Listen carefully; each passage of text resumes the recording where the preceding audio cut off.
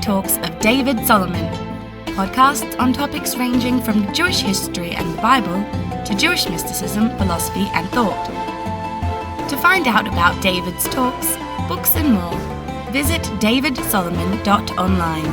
And now, here's the lecture. Those of you who were here last week, what was the essential point that we discussed? What was the main topic that we looked at? Anyone remember? We talked about a very, very important strand of Jewish mystical thinking from the ancient world called Merkava mysticism, which is the process of ascending to have a vision of the chariot, of the divine chariot. And the primary text of the divine chariot is what? Ezekiel chapter 1. Yep. I always want to try and... Remember last week I spoke about how difficult it is to define mysticism? I want to enlighten with just another perspective on that before we launch into the material we're going to talk about today. Because some of you would have heard of the famous scholar Gershom Scholem, who has not heard of Gershom Scholem? Wow. Who has heard of Gershom Scholem? Okay. I've got to tell you that in terms of the scholarship of mysticism generally, and particularly of Jewish mysticism, there are many, many scholars in that field, scholars that you probably haven't heard of, scholars working right until today. It is a study which you can do degrees in Jewish mysticism and so on at universities all around the world. It is an academic and scholarly study that's been going for about the last century. As we went through the 19th century, various historians and scholars attempted to have an understanding of conceptually and historically what's going on. Many things were discovered that we thought we knew and we didn't know that well, or that we didn't know and now we do. But Scholem is like the Bradman of that entire field. He is the pioneer and head and shoulders laid the groundwork. Basically, I mean, Scholem passed away in the early 80s, but since then, really, everything has been kind of, what was that? Oh, is that later or earlier than you thought? Later. No, he only passed away in the early 80s. And that, since then, really the whole grounding, anyone who comes up with an idea is really working it in the framework of his outline of the entire field. And I can tell you this because I have been to some extremely obscure libraries and archives all around the world, taking things off that haven't been dusted for decades out of shelves, and I can tell you Scholem's dirty fingerprints are everywhere. He looked at everything, but not everything. Not absolutely everything, but most. Now Scholem came up with this idea about the mystical, and he argued that all cultures and all societies appear to, in relation to divine thinking, appear to go through three stages. The first is what we might call the mythical. And in the mythical, there is no abyss between you or the culture and God or the divine, however you perceive it. You're actually living surrounded by the divine on a daily basis. You are living a mythical existence. We can see this in very, very ancient peoples. We know that much of religious thought emerged from animism, where a lot of the features of the natural world were spirits that could be communed with. We see this even potentially in indigenous culture in Australia with the dream time and so on. They are living in a mythical reality in a sense. There's no past, present and future.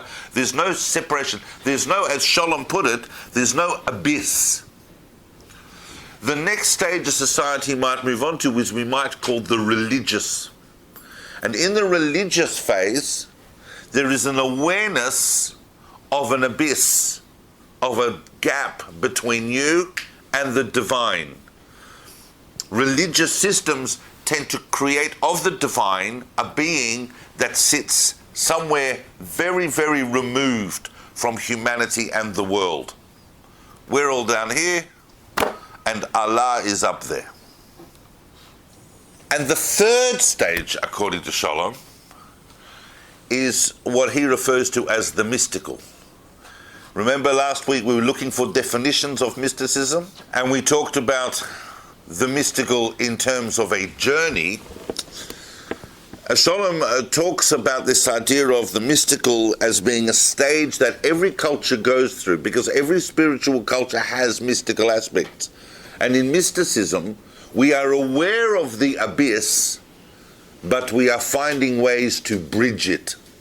It is not that the abyss does not exist, but we talked about mysticism in being a mystical outlook, being in terms of the realization or the apprehension that this reality is a veil on an ultimate or ulterior reality, and in fact we can in various ways permeate that wall or bridge that abyss, bridge that gap. But it is something that every single society at some point goes through in its religious thinking. Now, last week we looked at the idea of ascent mysticism. This was Jewish mysticism pretty much of late antiquity, certainly of the Talmudic period. When they talked about Jewish mysticism, they didn't talk about a thing called Kabbalah. They didn't talk about many of the ideas that we have today. Their primary concern was, what are the mystical teachings related to the biblical passages that indicate mystical thought, which are Genesis 1, which we call Ma'aseh Bereshit, the act of creation. And the other is Ezekiel 1, and we looked at a comparison of those two, which is the vision of the chariot. And so much of their mysticism was involved in ascent techniques. We looked at that quite a lot.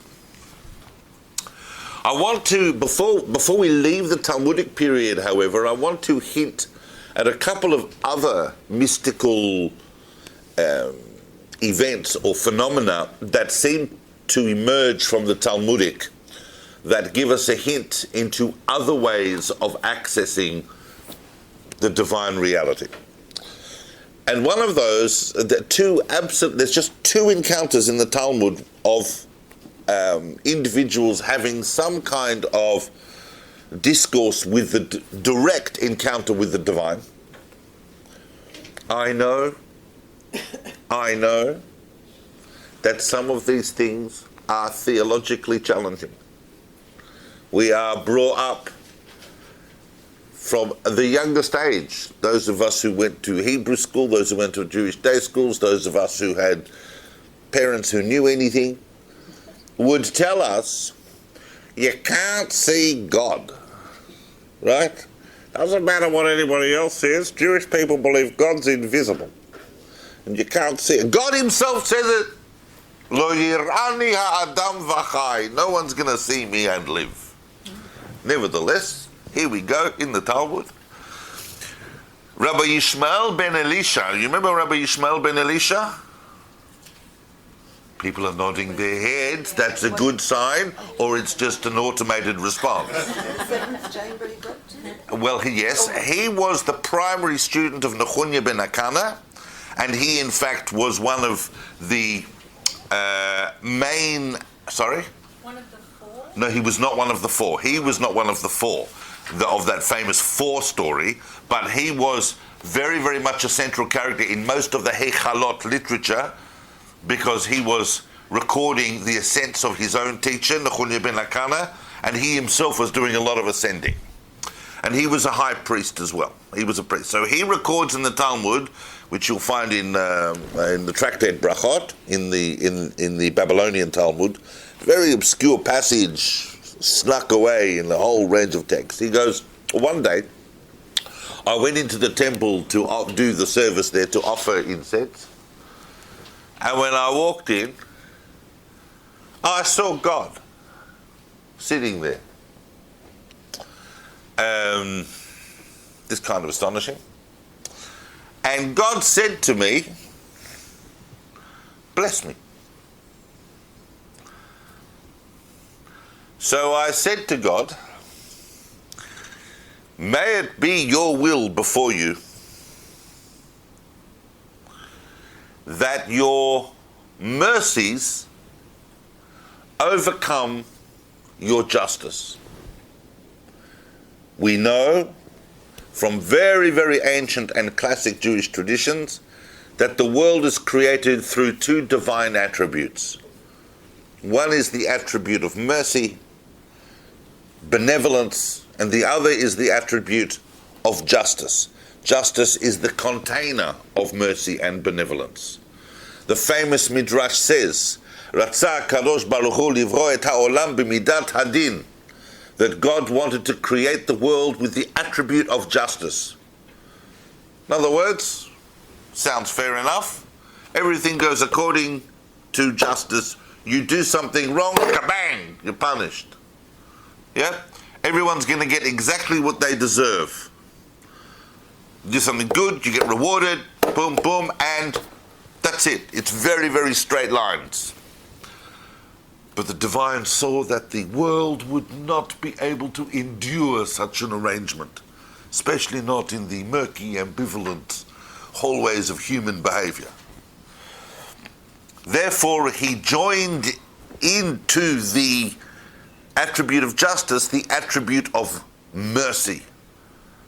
That is, that the divine realizes the frailty of human existence, the fact that we try to do the right thing so often, the fact that we fall and we get up again, we fall, we get up again, and that it's really, human existence is an ongoing project in maturity and development.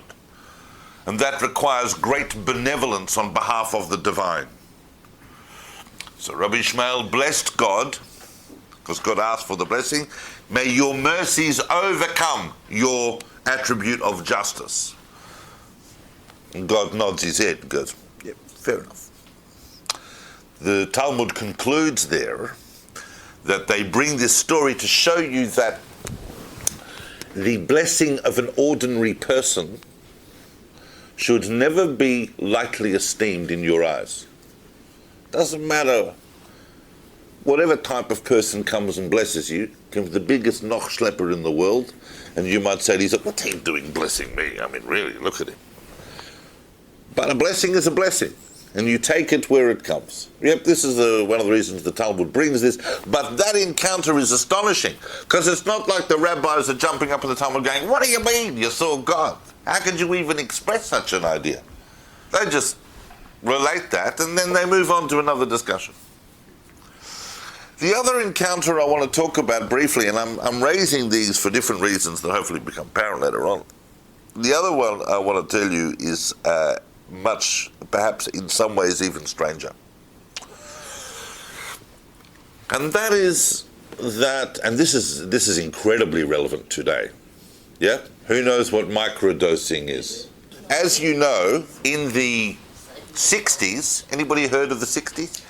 In the 60s, there was a lot of experimentation done with drugs, particularly psychotropic and hallucinogenic drugs, such as LSD.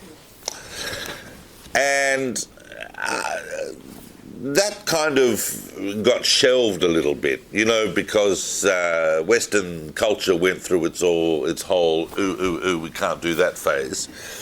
Now it's coming out in a kind of a balanced approach to these things where they realize, you know, there may be some interesting benefits of some of that. And so people have developed this thing called microdosing, where you're not taking big gulps of acid, right? You're just taking tiny little amounts, and apparently it provides tremendous lucidity and insight. I know that I'm probably speaking to a reasonably conservative crowd who's not going to go and try LSD tonight. Sorry? What did she say? Have you got any? I don't, but a number of my associates are, and you would be surprised who, are experimenting with this. Rabbis. Some of them. Because we are all here to learn. You know that Timothy Leary, the famous experimentalist, said that We don't know exactly what's going on, but there are definitely doorways of perception going on that some of these chemicals can enable us to access. And apparently it also has psychological benefits as well. Now, the Talmud talks about psychedelic experiences in which you can encounter the divine induced by the ingestion of certain substances. And it gives the unique story of Rabbi Elazar ben Pedat, which you'll find on the tractate Ta'anit 25a. And he had just undergone a procedure of bloodletting, and the dude was very, very poor as well. So he came out of a bloodletting session, he didn't have anything to eat. You know what happens if you give blood, even today, right? They'll sit you down with a cup of tea and a biscuit before they'll let you wander around, and so he didn't have anything. So it says there that he took some kind of, we don't know whether it was a mushroom, or a kind of a particular type of garlic peel. He took that, and he as soon as he ate it, he went into some kind of ecstatic trance, and he was there for quite some time. So long, in fact, that the other rabbis, came to visit him while he was in this ecstatic trance, kind of to see if he was okay, which clearly he wasn't, or he was. And they record there that they saw him laughing and they saw him crying. And then they saw this interesting light that started shining from his forehead. So eventually he came out of this comatic trance, and they said, "What's going on? We saw you laughing, we saw you crying, and we saw this light shining from your head." So he said, when I was in that state, God came and sat next to me, and I was having a conversation with him. And I said to God,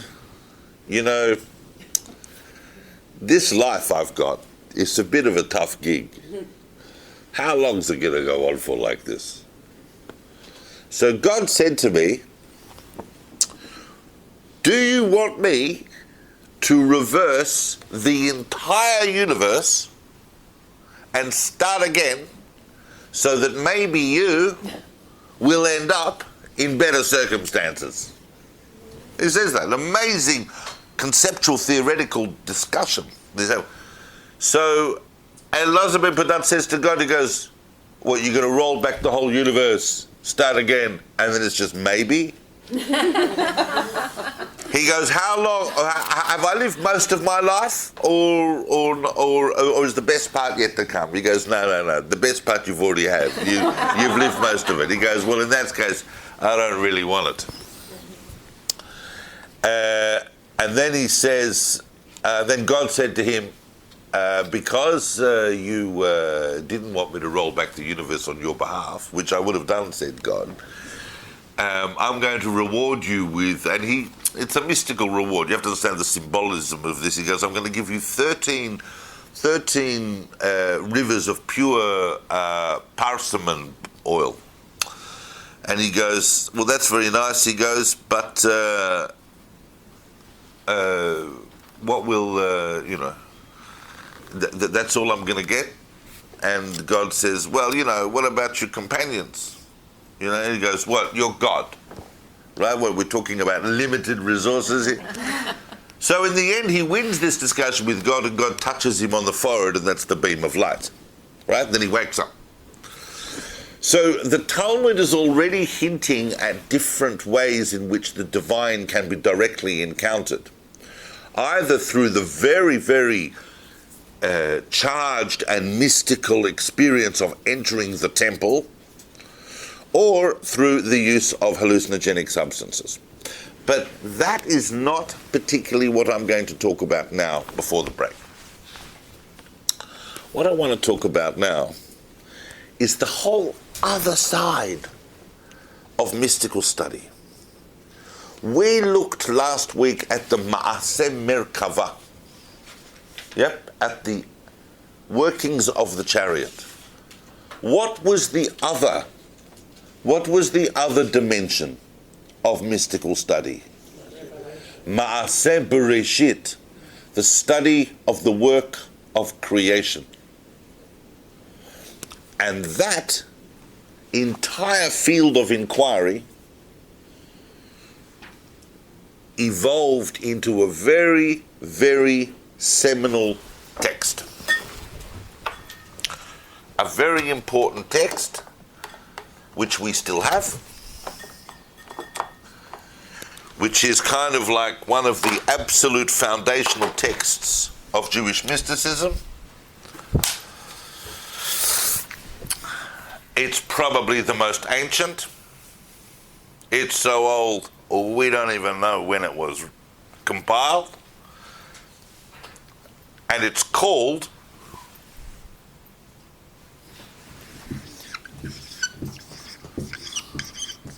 Sepher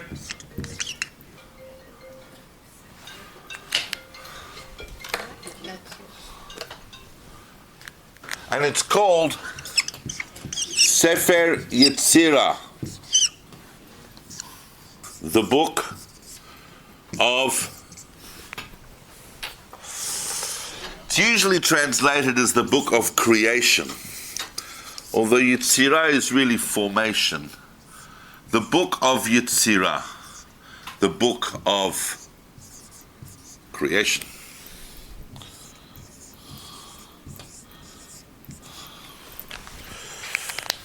Now I'm here to tell you that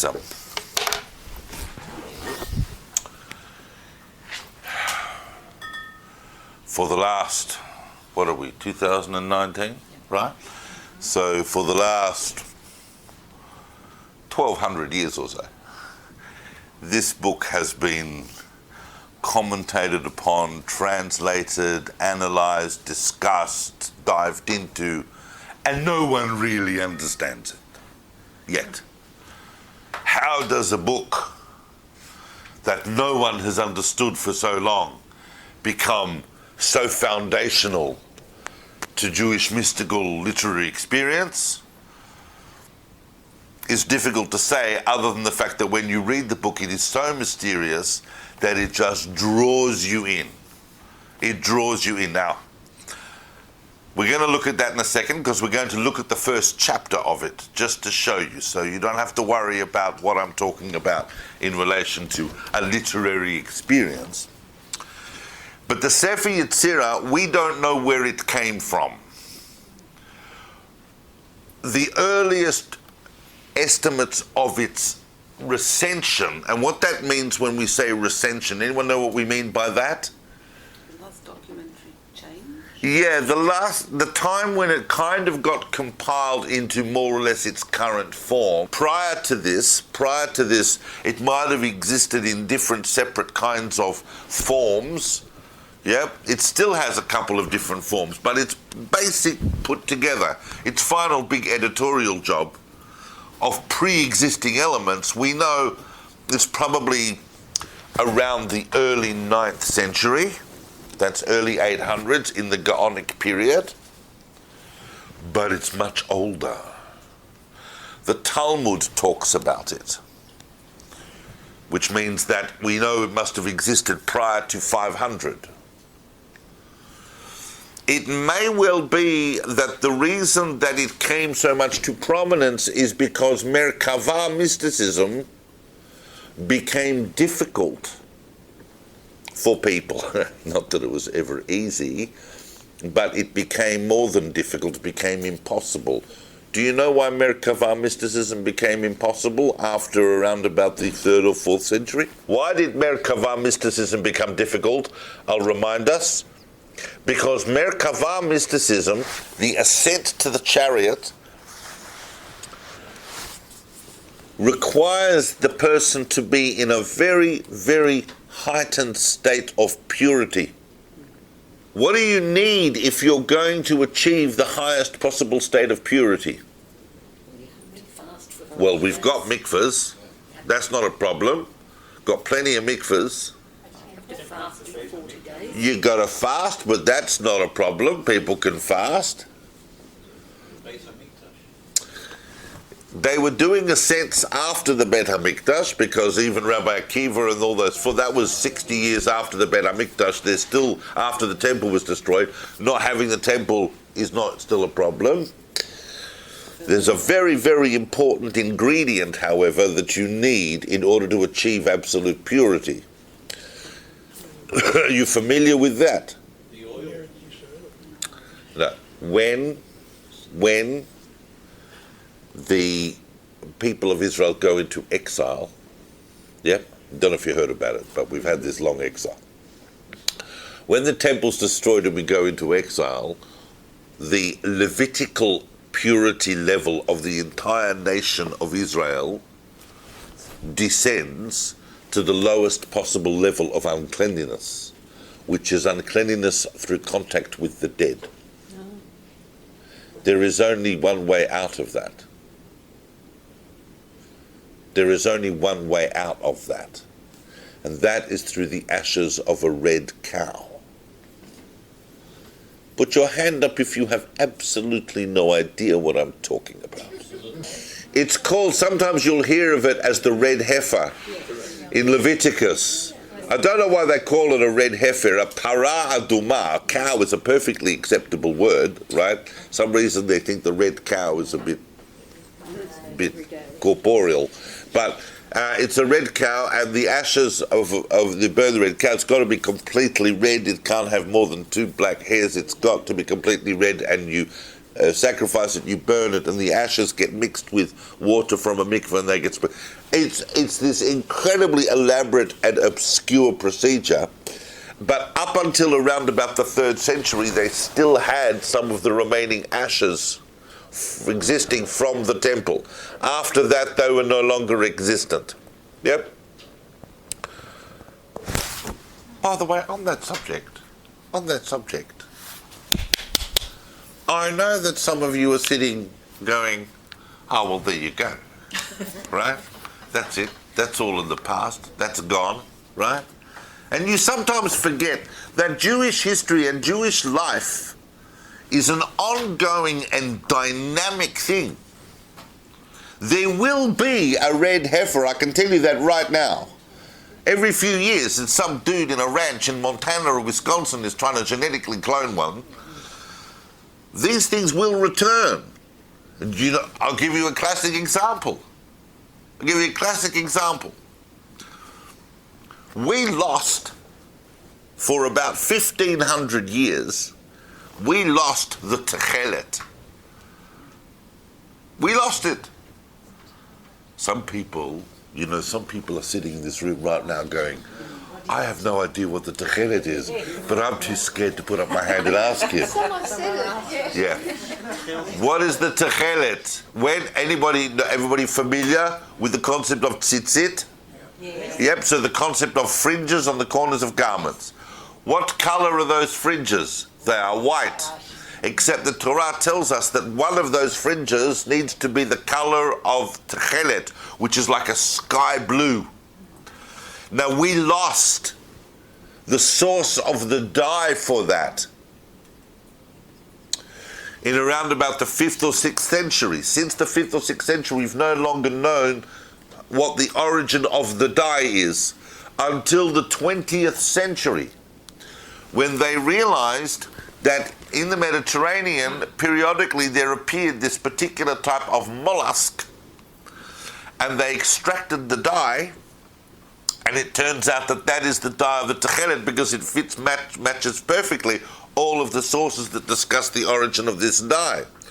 I had the great privilege of having dinner one night in New York with Raoul Hoffman. Raoul Hoffman was a Nobel Prize winning chemist who, after he retired, he'd already won the Nobel Prize, but he was asked to come in and describe the chemical processes behind the making of the dye for the Techelet. And what they did was, when they kept doing it, it didn't work. It kept coming out as this kind of white color that was a little bit grey and murky, but it was white. And then they realized that there was one fundamental ingredient that they weren't using, and that was sunlight. And they put it in sunlight for 20 minutes and it synthesized the chemicals in a certain way that suddenly this thing turned this amazing, brilliant sky blue, which in itself is a metaphor for what happened to the tzitzit. That we lost it, they went white, and then they suddenly came back. So don't think that when we talk about the ashes of the red heifer disappearing, that it'll come back. And those of you who are sitting going, oh, I'm sitting in Caulfield, and I don't have to worry about these things. No, know this. Maybe not tomorrow, maybe not next week, but at some point, they will rebuild the temple. They will rebuild it. Messiah or no Messiah, they will rebuild it. It might start World War III, 4, and 5, but they will rebuild it. There are people ready to do that. I'm not sitting here advocating it, but I want to talk about the Sepher Yetzirah. The Sepher Yetzirah is a book about creation. It's a book about how to create things. In a way, about the creating of a world. It's about how the divine created the world. But there's a lot more going on there, because it would appear to be more than simply a formula for divine creation, and intimates towards the fact that if you study the book deeply enough, you yourself would be able to create things. The Talmud actually says that if a person is righteous enough, there is no limit to what they could create. They could even create an entire world.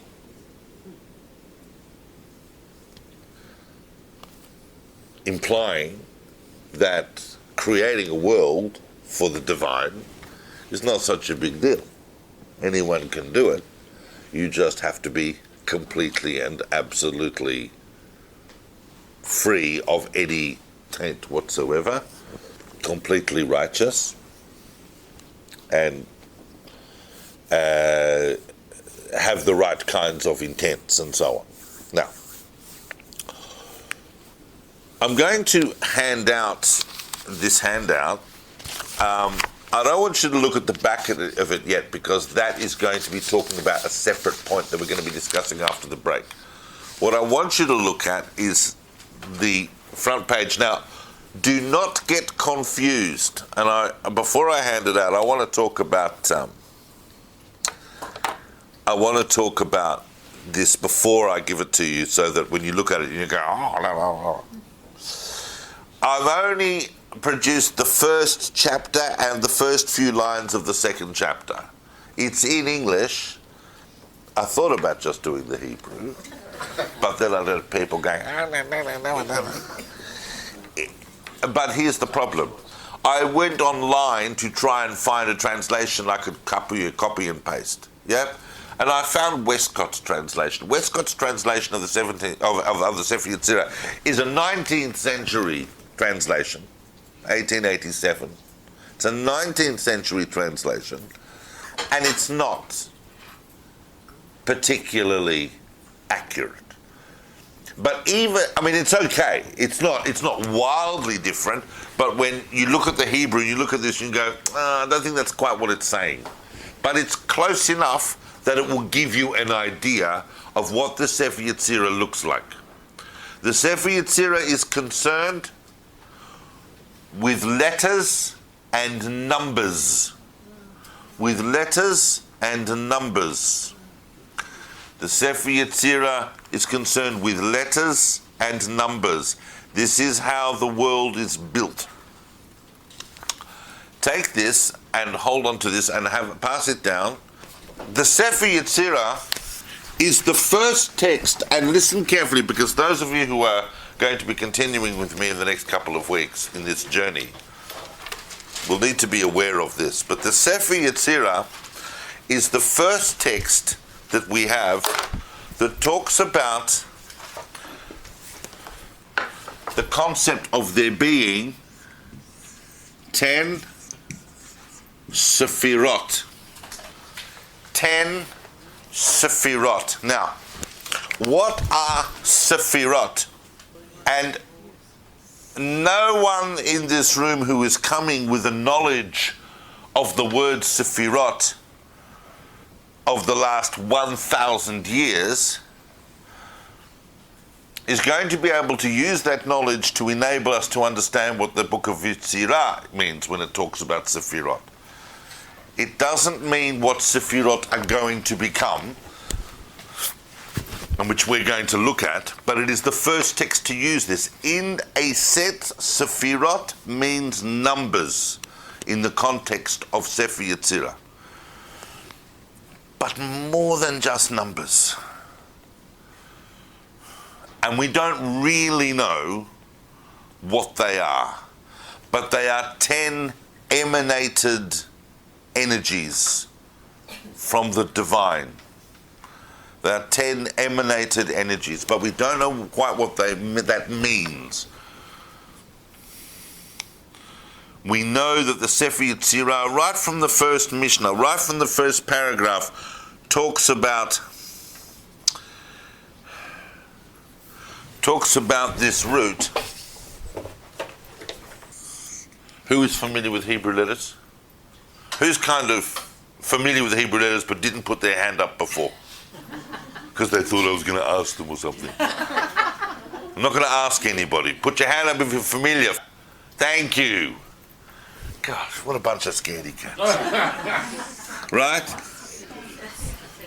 That root is a very obscure root in Hebrew, Samach Pei Resh. All Hebrew letters and words are built, or certainly verbs, are built on 3-letter roots.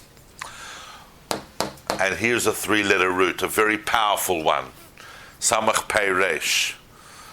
And this is the root letter, the root stem of all things to do with counting, but also to do with telling, to do with book. So really,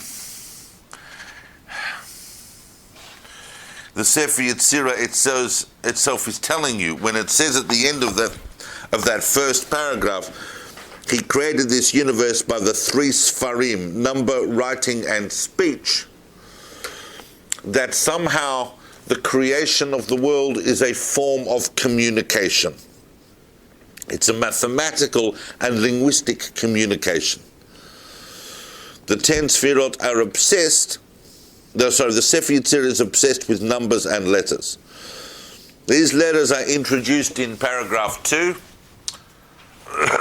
By the way, those of you who are interested in the Sepher Yetzirah, there is a very good commentary and edition in English by Aryeh Kaplan called Sepher Yetzirah, which I would recommend to anybody that wants to try and get to terms with it. He's gone as far as anybody, I think, in terms of trying to unpack and unravel this, but even he will tell you that it's very difficult. There are 22 letters of the Hebrew alphabet.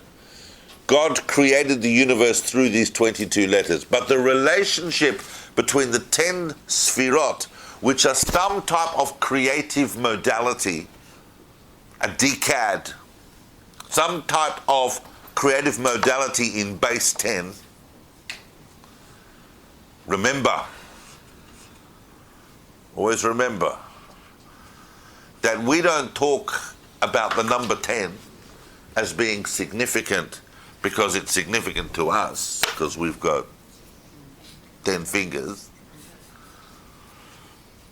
We regard, in Jewish mysticism, we regard ourselves as having this because that is the form of the creative mode of the divine. We are microcosmic reflections or packages of divine potential. That's what we as humans are.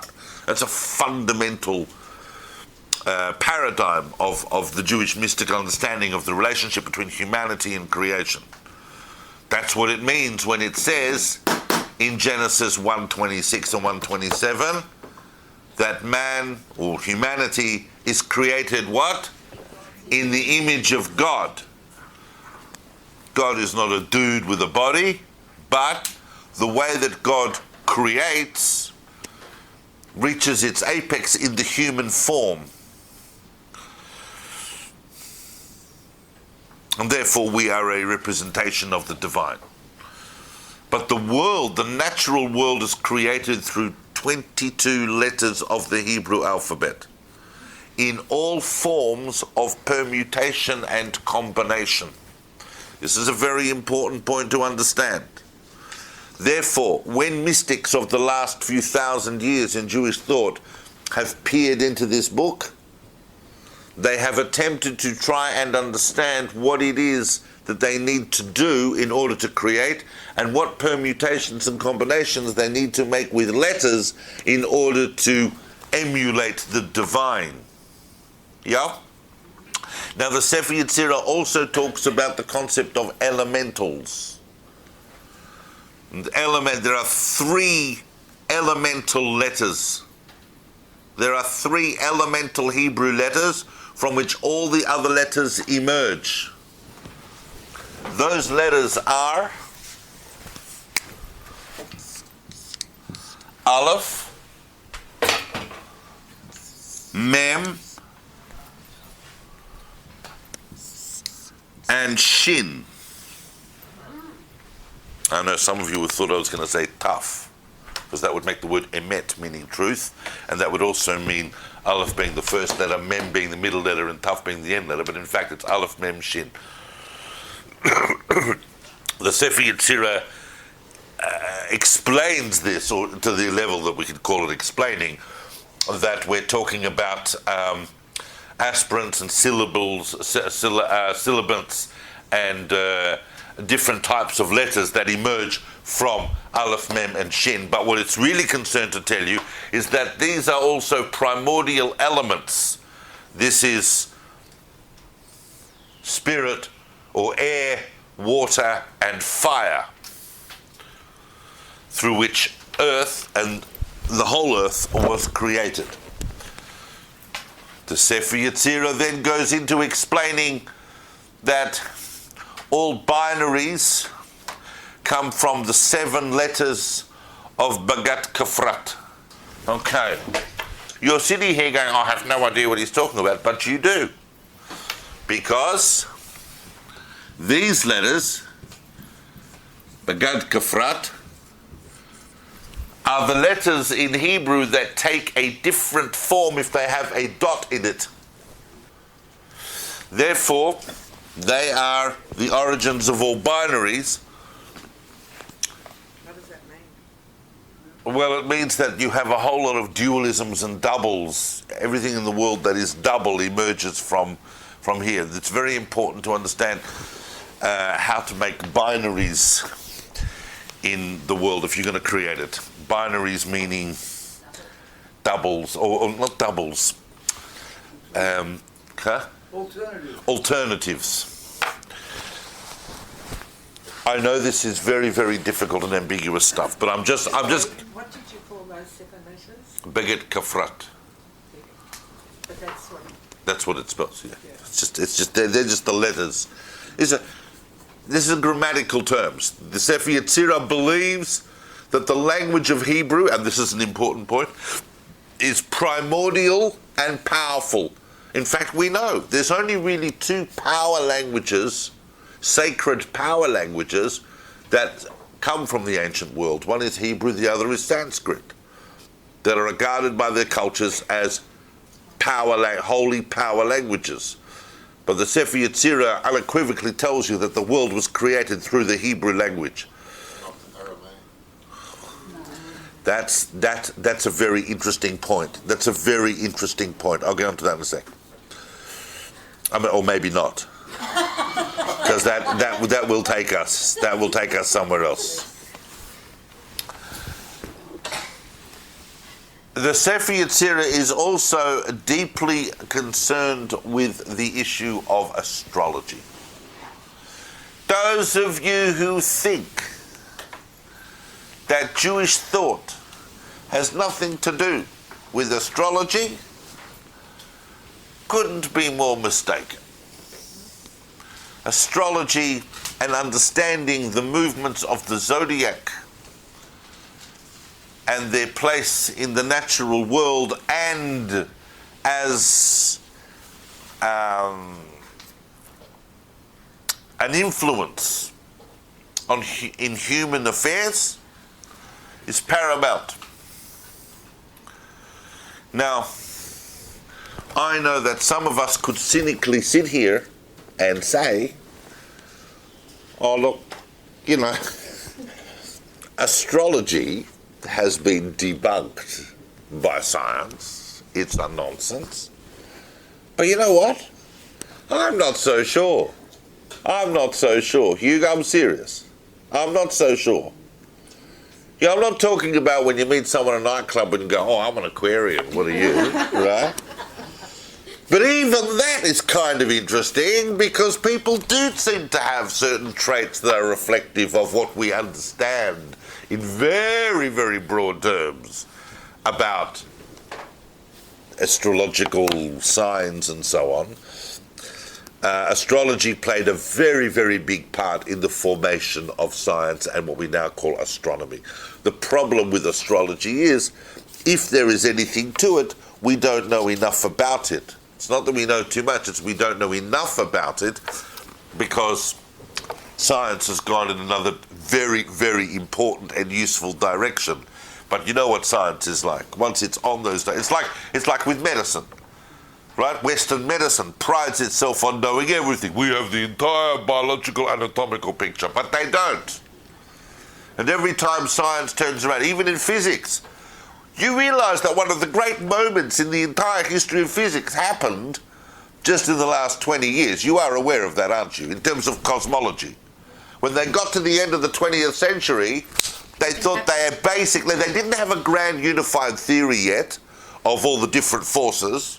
Yep, gravitational, the strong and weak nuclear forces, the electromagnetic force. They're still looking for a grand unified theory, but they basically thought they had the whole kind of nucleosynthesis of the stars worked out. And then, kabang, they realized that 90% of the universe, they didn't actually understand what it was. Because on a galactic level, things were not behaving according to what science says they should. How outrageous, how impertinent of the universe to not behave as humanity's laws of physics understood them. They realized, you know why that is? Because actually 90% that we call dark matter. And why do we call it dark matter? Because we don't know what it is. Not because it's dark. It's not dark, we can't even see it. We don't know what it is, but we know it's there because it's having a profound effect. And that was just at the end of the 20th century. So every time science says, always be wary when science says that something is, you know. Mind you, there are issues where I think that science is right and certain people are wrong. And I have my own battles in this town on that. Some of you are familiar with those battles because I have spoken about them in other talks. Anyway, I want to talk for 5 minutes about something, then we're going to have a break. And what I want to talk about is this. And there's an aspect to Sepher Yetzirah that you need to know. There is an anecdote in the Talmud, in the tractate Sanhedrin. Very short little passage there. I mean, the Talmud's ginormous, it's an ocean, so, you know, I give you the reference because otherwise, you know, it's not...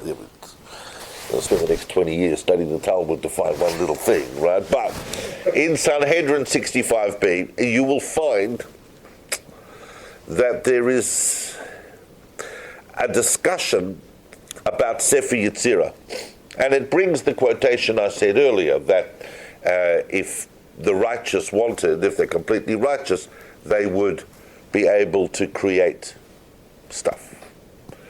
So it then tells you that Rava, who was one of the great sages of the Talmud, not Mishnaic, post-Mishnaic, he was of the Amoraic period, living in Babylonia in the 3rd and 4th century, that Rava created a man using the Sepher Yetzirah. Rabba bara gavra. Rabba bara gavra. which in Aramaic means that Rava created a dude, which itself is a kind of magical statement. This is the first recorded case in Hebrew literature of the creation of what we now call a golem. A golem. What is a golem? No. No, the golem is not a boogeyman. A golem is an automaton that is made out of clay and is given a form of life. And it runs around doing stuff for you. You know, does your washing, kills anti-Semites, does things. What is the most famous golem in Jewish history? Is the golem of the Maharal of Prague. Although what many people realize, and you would realize this if you came to my recent series on the 16th century, is that the most famous golem, no one knew about that until kind of like the 19th century. Then suddenly literature about the golem of Prague who lived in the 16th century emerges. But nevertheless, he's attributed with having made a golem, but he's not the only one. Throughout Jewish history, various people are attributed with having made a golem. That is, they made an automatic being. In the case of Rava, and remember that you'd be amazed, but the entire phrase abracadabra is a Hebrew Aramaic phrase. Avra ka'adabra, I shall create as I shall speak. This Rava created this automaton and he sent it to his teacher, Rav Zera. Rav Zera spoke to the creature and it didn't respond. So he realized that it wasn't a real person, it had been created by someone else, and he returned it to dust. Apparently there is a way in which you inscribe the word emet on the forehead or on the tongue, somewhere, right? Various opinions where you inscribe it. And then if you rub that out, especially if you rub out the aleph, what happens if you rub out the aleph on emet?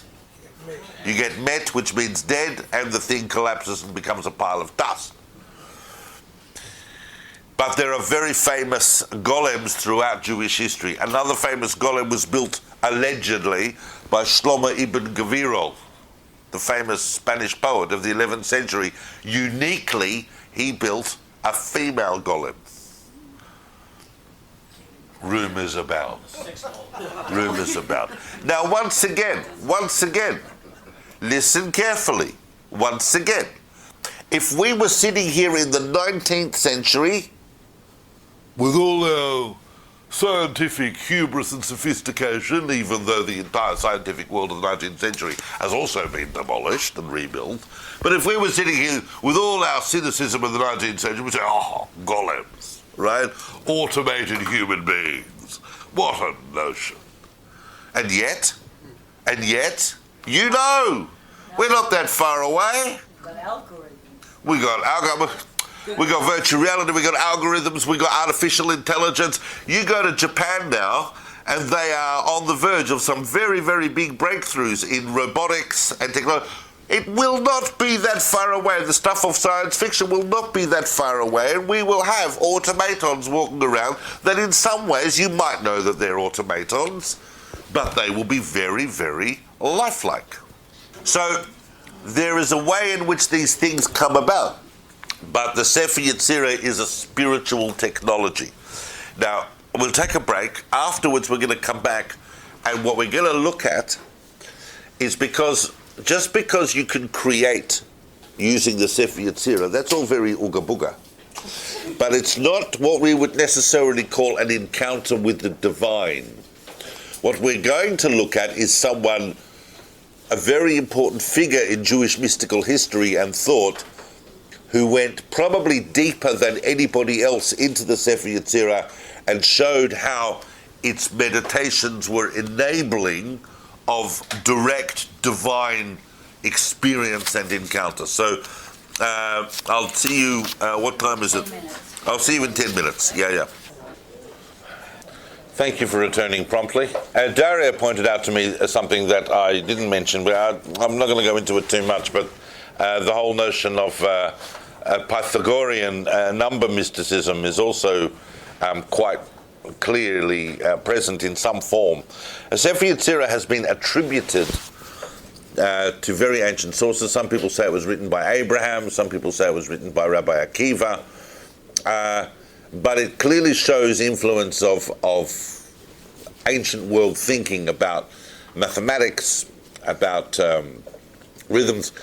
One of the fascinating things about Sepher Yetzirah is that it posits 3 dimensions that everything must exist. Those 3 dimensions are time,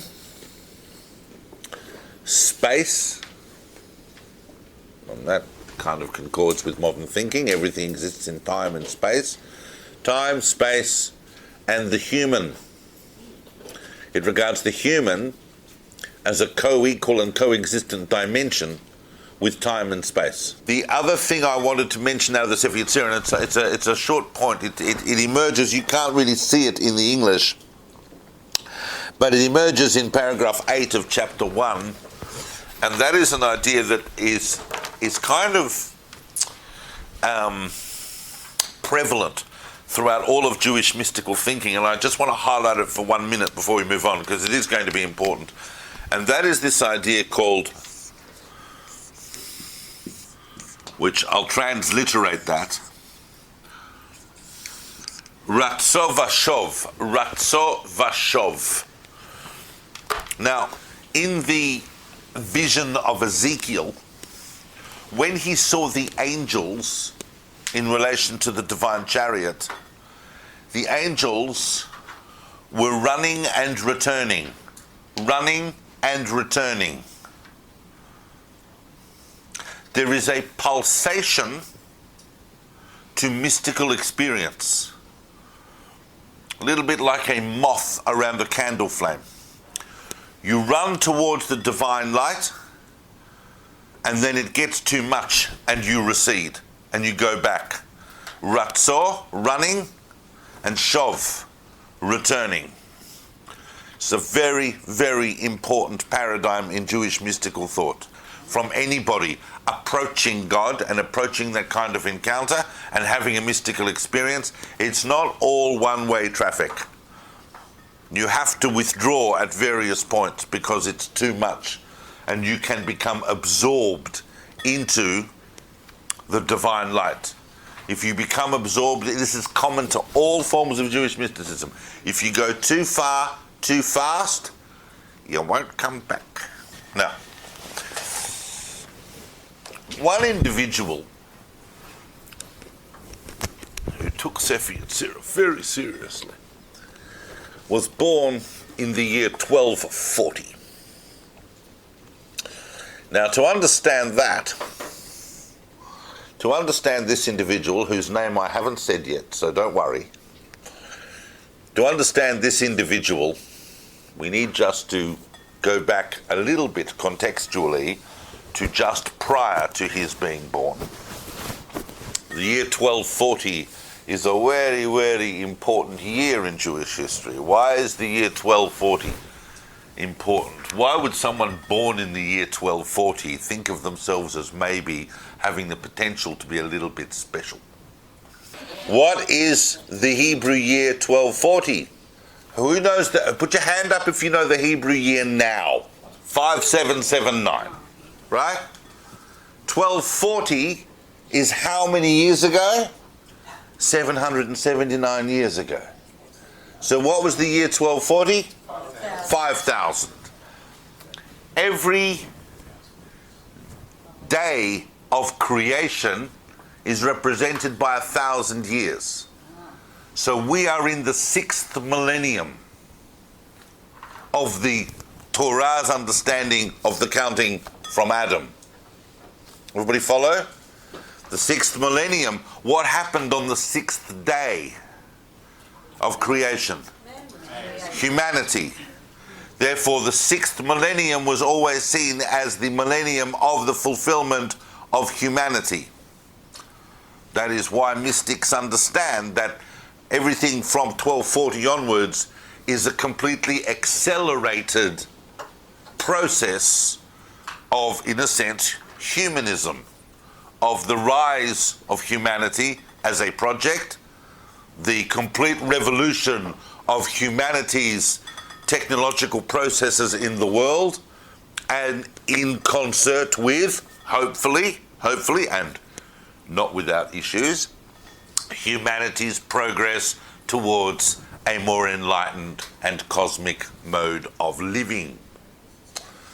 And with a few hiccups along the way, we are maybe moving in that direction. Certainly, the introduction of flush toilets was a very, very big step. Now, so when an individual is born in 1240 and they are the type of person this individual is, they're going to have all sorts of thoughts. But prior to him being born, in the 13th century, he's born in the 13th century, but in the 12th century, there lived an enormous figure in Jewish history and Jewish thought called Maimonides, known familiarly as the Rambam. Rambam stands for Rabbi Moshe ben Maimon. Yep, you can call him the Rambam, you can call him Maimonides. Now, Maimonides, just an overwhelming figure in Jewish thought, but putting aside his halachic contributions in Jewish law, he's also the towering figure of Jewish rational philosophy of the Middle Ages. In fact, he wrote probably the most influential Jewish philosophical text of all time, which doesn't necessarily speak contextually to our generation, but it's still massively discussed, and some of the issues that he raised and tried to deal with there are still current in Jewish philosophy and in world philosophical thinking, as I'm very fond of saying. You know, even the Christian church was not always a fan of Jewish philosophers living in Muslim countries, but they have time for Maimonides. And Maimonides was influential on Aquinas and many, many other great thinkers, not just within the religious or theological world, but philosophy generally. And Maimonides wrote a very, very big, famous, dense text called The Guide for the Perplexed. And who were the perplexed? Basically anyone except Maimonides. He wrote a guide for the perplexed, and the perplexed basically were people were coming along saying, oh, philosophy. We're all very impressed, right? Aristotle, Plato, all of the philosophy that had come through from the ancient world. But how does this fit with the Torah? How do you sort that one out? And certainly by the time we get to the 12th century, people were very confused.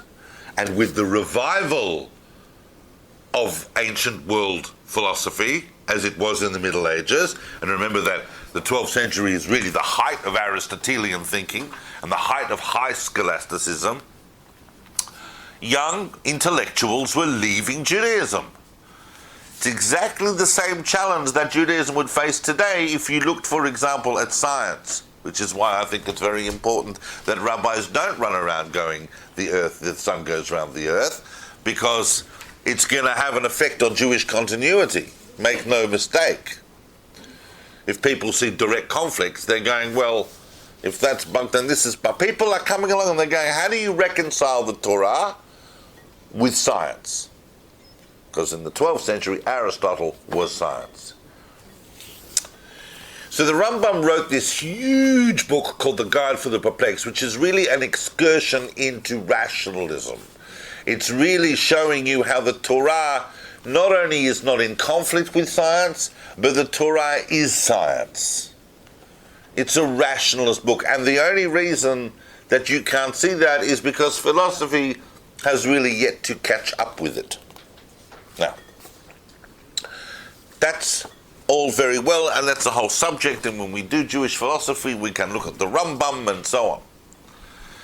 It would never have occurred to the Rambam that someone would come along in the 13th century and write a mystical commentary on the Guide to the Perplexed, which would explain to you that the Rambam is not really a rationalist. He's only a rationalist on the surface. What's really going on is an entire mystical philosophy.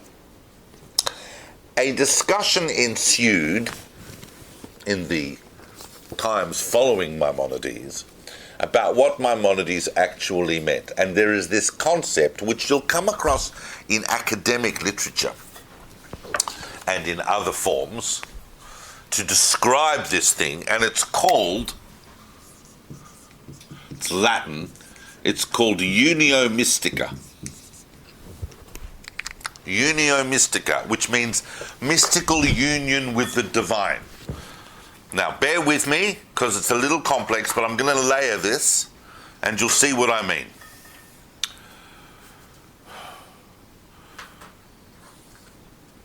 Maimonides had many detractors. It wasn't all rah, the Rambam, right? I mean, some people were burning his books. They vehemently disagreed with a lot of the things that he was saying. One of the things that Maimonides talked about was the notion of prophecy. Yep. How do you become a prophet? Now, most Jewish thinkers believe that you can't become a prophet. God chooses you, gazap. You're a prophet. You can sit in a room for 50 years going, and it's not going to happen. And then you can have some dude, a farmer, wandering around pruning his vegetables, and God goes, ka-dang, and he goes, So,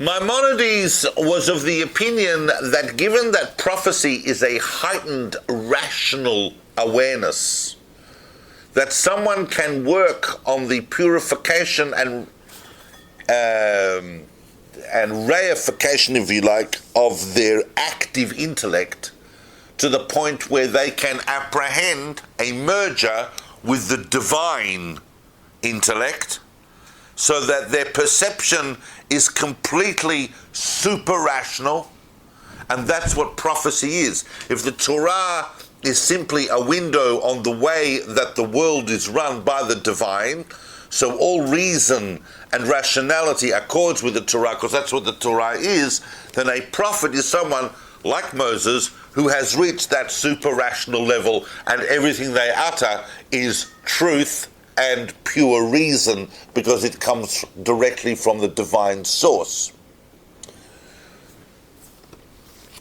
But the Rambam thought of this in purely rational terms. The question is, was the Rambam advocating a kind of unio mystica, that is, that the mind of the adept, the mind of the mystic, merges and becomes one with the mind of God? Or was it simply that through rational processes you perceive it and you look at it like you might, sit at the MCG and watch the cricket, and then you come home, it's kind of, you've seen it. It's not an actual encounter per se. It's not a mystical merger. Avraham Abulafia was born in the year 1240 in Saragossa in Spain. And he is a very, very important, unique, and somewhat bizarre figure in Jewish mysticism. And one of the reasons is that although he wrote an incredible amount and was immensely influential on all strands of Jewish mysticism, his works didn't even begin becoming published until the end of the 19th, and even then only a few works. And most of his works didn't see the light of day out of manuscripts until the second half of the 20th century. The fact that we still had them is testament to his influence. Probably the greatest scholar of Jewish mysticism alive today, academic scholar of Jewish mysticism, is Moshe Idel, I-D-E-L. Moshe Idel wrote his doctoral thesis under Scholem in the 70s on Abulafia. It was the first big, massive treatment on Abulafia, and since then that opened the field for people to really, really get into Abulafia and look at it and unpack it and try to work it out. We have about 20 minutes to do that. And so what I'm going to do is I'm just going to jet ski over Abulafia, but I will leave that open to your own researchers afterwards. But this is a very, very, very seminal figure. Until recently, people would be going, there's Kabbalah, you've got the Zohar, and you've got the Isaac Luria, you've got that whole, and you've got Abulafia. People talked about Abulafia in very hushed tones because he was seen as a very kind of marginal and difficult to incorporate figure. What Abulafia, first of all, just let me just give you some bio on him because it's too interesting not to. He obviously, he grew up in Saragossa, he grew up in Spain, but at a very early age, even from his early 20s, he started wandering. The first place he went to wander was in search of the mystical river Sambation. Some people have heard me talk about the mystical river Sambation in another historical context, but the mystical river Sambation is a river somewhere in Asia that, on the other side of which live the lost 10 tribes of the people of Israel.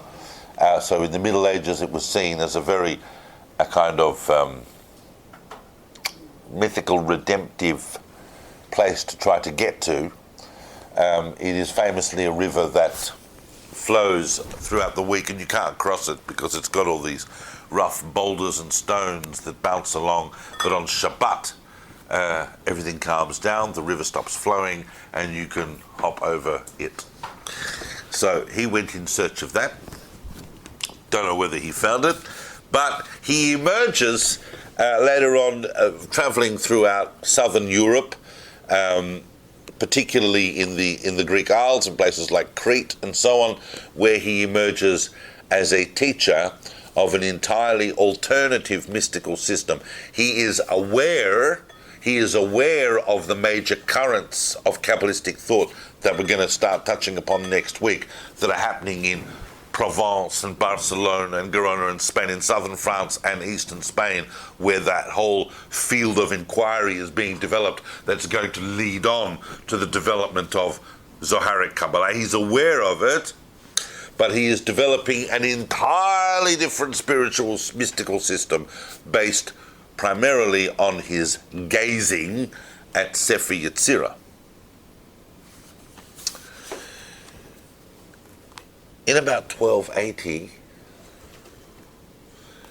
Abulafia went to Rome to convert the Pope. Abulafia, by this stage, about 40 years old, Abulafia had a significant messianic thoughts about himself. Not that he thought that he was necessarily the most pure spiritual being of his age, but he even writes extensive diaries. He wrote everything. one of the few very detailed spiritual biographies that we have of great Jewish Kabbalists in the Middle Ages. He writes about all of his spiritual struggles, especially his 15-year struggle with masturbation, which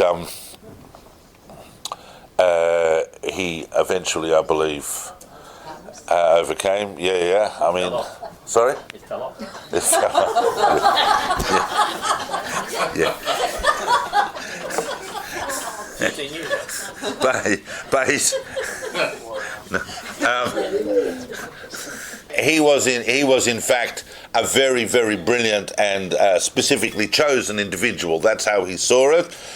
He was born in the year 5000. He saw it his mission. He was a key player in bringing about the redemptive process, and he went to Rome to convert the Pope. We know this story from several angles. We know it from him, we know it from them. Nicholas III, anyway, he turned up, and the Pope, he made no secret of it. So everywhere he went, people would say, "Oh, hello, Abulafia, where are you going?" He'd go, "I'm going to Rome to convert the Pope." So naturally, by the time they know he's coming, and the Pope said, "Listen, when he gets here, here's what I want you to do. I want you to take every piece of wood that you can find, and I want you to build the largest pyre that you can right in the middle of the square. And when he arrives, you take him and you put him and you tie him to that pyre and you burn it." We're not going to have Jews coming in here telling us that we need to convert to Judaism.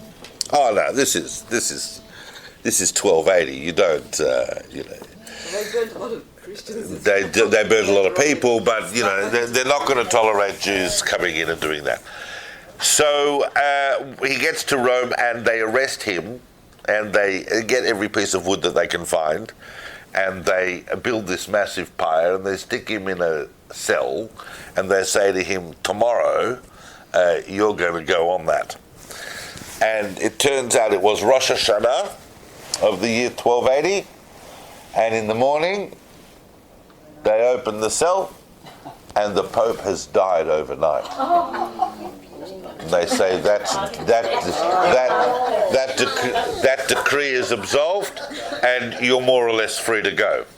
And as you can imagine, he dined out on that story for quite some time, wrote a whole book on it and so on. But Abulafia is a fascinating figure, so I urge you to look into his own personal biography, apart from anything else. But I want to just come to terms with his mystical thinking, because it's very, very difficult to give this over, even in a few minutes, and to really give you the understanding of what he is trying to achieve. Abulafia was in no doubt whatsoever that prophecy was attainable. It was attainable by individuals who were prepared to make the right kind of spiritual and intellectual effort. And he wrote numerous texts that give us a very, very complete picture of the techniques of how to do this. And Abulafian techniques have become an entire subject in themselves. And it involves mostly, now the Sepher Yetzirah refers to three basic activities of meditation, if you like, if you want to call this meditation or active engagement. It uses three Hebrew words: chakak, which means engraving, chatzav, which means hewing, and tzaraf, which means combining. Abulafia was not so interested in creating golems or Shabbat dinners. He was interested in direct encounters with the divine energy in the world and prophecy. So what you do basically is you create, first of all, the right kind of atmosphere. So you go to a place where you're not going to be interrupted. you've naturally worked for a little bit on purifying your energies, and you're dressing in white. Yep. Maybe a little bit of, it doesn't really talk about fasting, but definitely purity of action and thought. You light candles. He's got positions. He's got breathing techniques. This is someone who is giving us effectively, for the first time in incredible detail, and this is why people are so excited by it, a Jewish mystical yoga. There are stretching exercises, there are sitting exercises, there are breathing exercises, and when you get into that rhythm, what he wants you to do as a start is you take a quill, a pen, and a lovely white sheet of paper, and you start writing, and you find words, and the most important thing to do is to permutate those words. So for example, a three-letter root in Hebrew will have a certain number of permutations, then you move on to 4 letters, and then you move on to even more, so that you can just do this, and you get into an automatic mode as you're breathing and you're writing. And then what will happen, and I can tell you, those of you who are sitting here going, nah, I can tell you that the people that have tried Abulafian techniques over the course of the last 700-800 years have all discovered that there is a definitive outcome. And that definitive outcome, we now know, and entire books have been written on this, called automatic writing. But Abulafian techniques of automatic writing is where the prophecies start to emerge, and your hand by itself, without conscious direction, will start to write things. Now,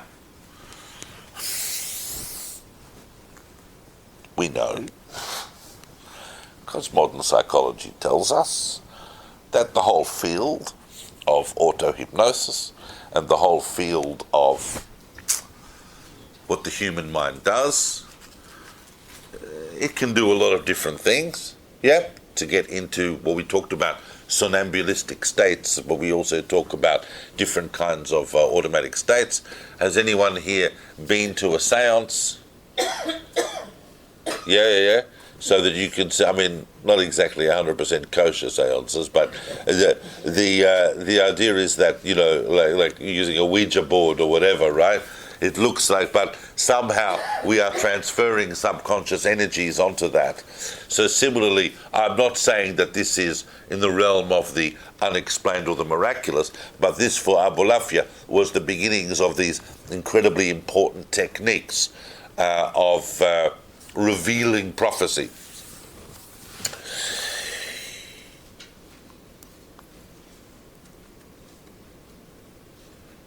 Then, when you are permeating letters, and that's his big thing, you are meditating. We talked last week about people who are meditating and permutating the names of God in order to have an ascent experience. They are building themselves a vehicle, they're ascending up to the chariot. For Abulafia, it was always about staying present in the moment, but allowing the divine energy to influx you. He goes, sometimes, along the lines of Ratzov Ashov, you have to take a break, get up, stretch, have something to drink, have something to eat, stay calm, sit down again, pick up the quill again, and keep doing it. And you will achieve prophecy. When you get to a certain level, you then start the real exercise of permutating the 72-letter name of God. Here I'm revealing something big here. So some of you are sitting going, oh, David, what is the 72-letter name of God? The 72-letter name of God is actually comprised of 72 triplets of letters that are composed from 3 biblical verses.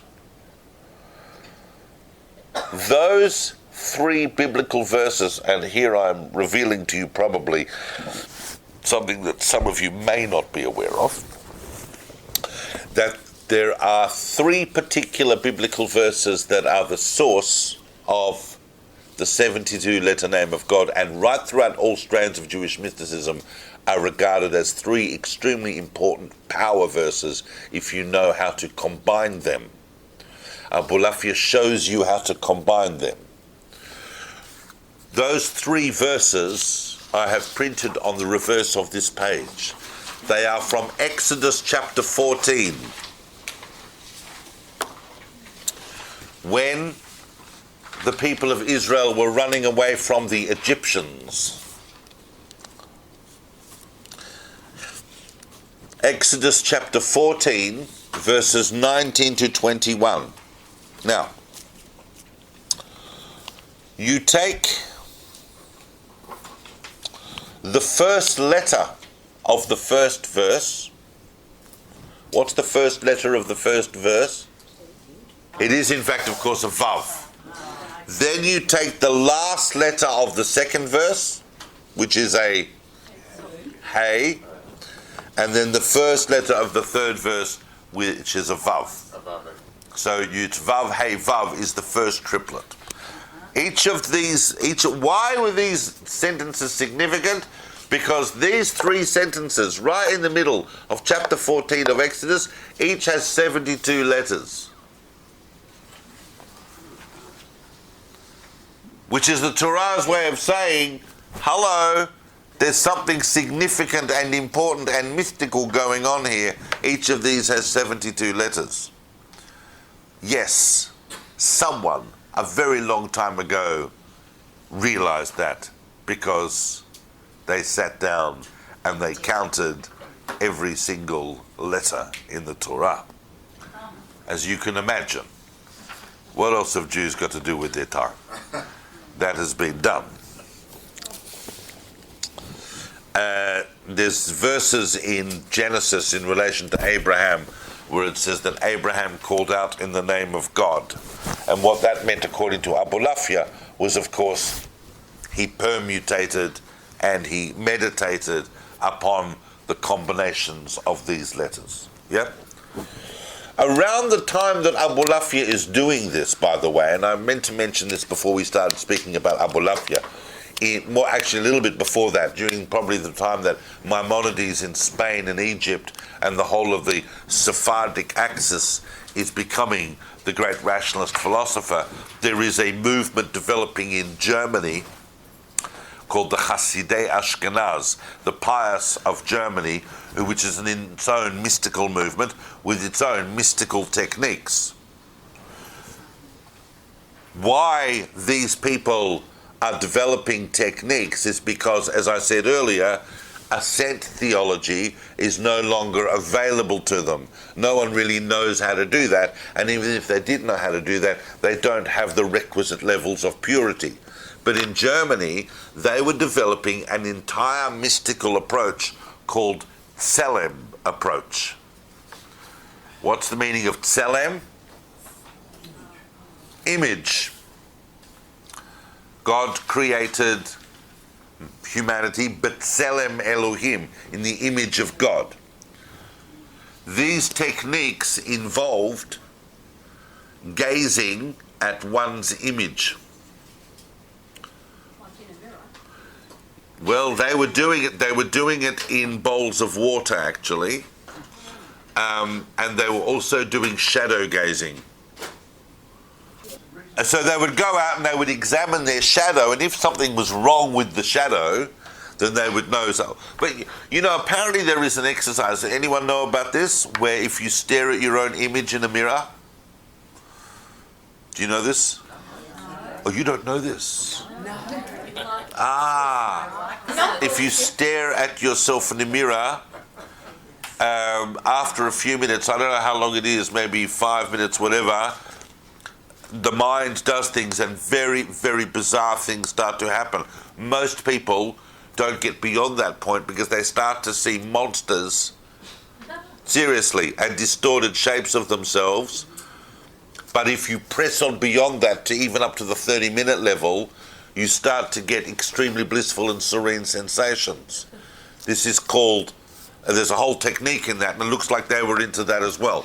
Very, very quickly though, I just want to make sure I cover some of these issues, because Abulafia had students, one of whom wrote a book called Sepher Yetzirah. I'm saying this because I mentioned on the notes, where it talks about two things that happen as a result of following Abulafian techniques of the letter permutations and the breathing exercises and the postures, and that is, and the gazing. He's also into gazing at tzitzit, and that's why we said the techelet earlier. Yep. So the techelet, the blue thread of the tzitzit, comes from an animal which the Talmud refers to as the chilazon. And Abulafia says chilazon, that's exactly the same letters as lachazon, for vision. So gazing at that. So he's into gazing at things, he's into permutating. But the Sepher Yetzirah says that if you follow these techniques, what happens at a certain point is that wherever you go, there's a light that follows you. There's a light, and you can see this on some people. It's a radiance, and like an aura, but in fact there's a visible light, and you certainly can see it. And the other level that you get to, and they actually give the full techniques of how to, Abulafia gives you everything. Those of you who want to get, only just now some of his books have started becoming translated. If you can understand the Hebrew, it's all there. Some of it's becoming translated. Most of it is pages and pages of letters and combinations. But if you follow the meditational things, eventually you get to a point called otoscopy. And otoscopic experience is where you see yourself as a double. And that double, yourself, standing in front of you. Now, every Kabbalist who writes this says that their first reaction is what? Freak out. Yeah. But if you can get through the freak out, your double is standing there telling you phenomenal things. Secrets of Torah, mystical prophecies. The Hasidim and Ashkenaz were also into otoscopy. They had a very, very big understanding that the image, everybody has an image here, but there is also they had four faces: the face of man, the face of angel, the face of the glory, and the face of God. The idea was to work up towards perceiving these faces, whether you're using mirrors, whether you're actually getting these faces to present themselves. But every individual has an idealized form of themselves that resides mostly in the upper realms, but that can be made to manifest here. So you're not bringing down other spirits, you're bringing down your higher self. Your higher self, which you know, say the texts, innately exists. Everybody is aware of their higher self that exists.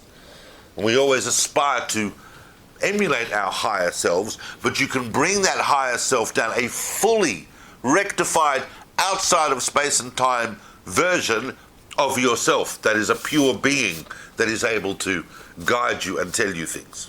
Now,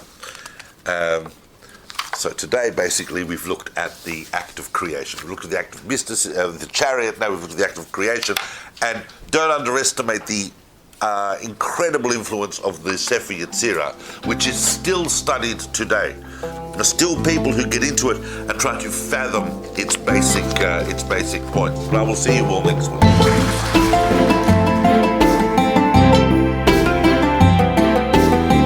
Thank you for listening. To find out more about David Solomon's books, recordings and classes, or to support his work and teachings for just a few dollars a month, visit davidsolomon.online.